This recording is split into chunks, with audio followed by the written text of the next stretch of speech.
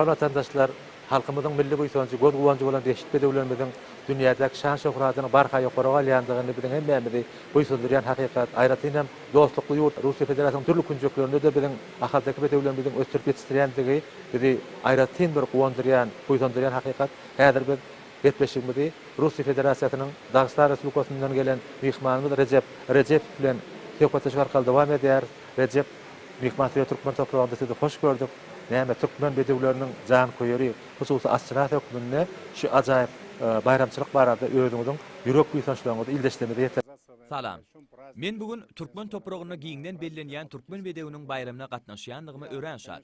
Men Türkmenistanyna 27 ýyl mundan ozal bolupdym. Bugün bolsa gözel Aşgabatyň keşfinde, tutuş ýurduň keşfinde bolup geçen özgörüşlikleri görüp hayran galdym.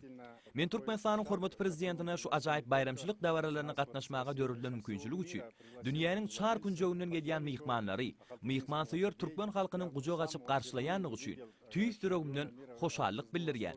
Men ilkinji tapar dünýä çempiony, günnogor ýyllasy, manasy gördüm. Şonda men syratly synasy bolan ahalteke bedewine aşyk bolup, özüm hem atçylyk bilen meşgulanyp uradym.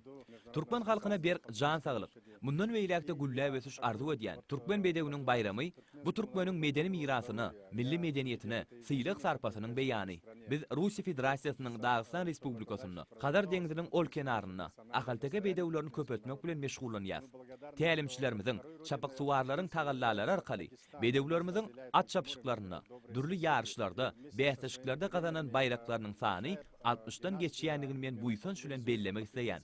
Olaryň arasynda Russiýa Federasiýasyna ahalteke bedewleriniň gatnaşmagyny her ýylyň ýygyderli geçirýän ýyr ýarışda biz 3 baýraga, şol sanyny Rus argamaga atly baýraga münasip bolduk. Muňa gadymy tohum bolan ahalteke bedewiniň ata watan Türkmenistany bolmak bagtynyň meýser edenligine guwanjym çäksiz.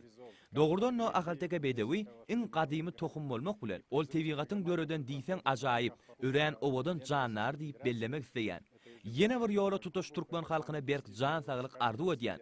Türkmenistanyň hormatly prezidenti, Türkmeniň milli mirasy, göz guwanjy bolan ahalteke atçylyk sungatynyň ösmegine ulunys berýär we munyň üçin ähli zerur şertler döredip berýär.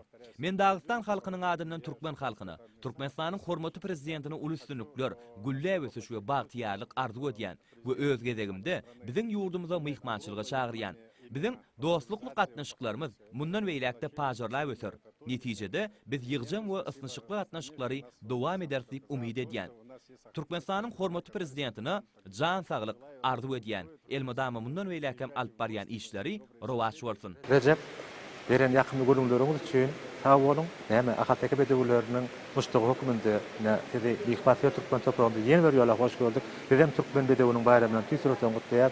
Ýa-da belleýär hoş habara garaşa sizem Gahryman adamyň parasat başlygynda döredilen ştab kwartirasy Aşgabat şäherinde ýerleşen halkara haýaty açylyk assosiasiýasynyň agzalygyna kabul edilýän. Ýene bir ýola şoňa goşy şahatlyk bilen tüýsüreten gutlaýar. Hemişe şoňa toýly baýramda görüşmek, diýdarlaşmak, ahalteke bedewler barada bu ýysaçly gurrun etmek hemmämize meýser etmek.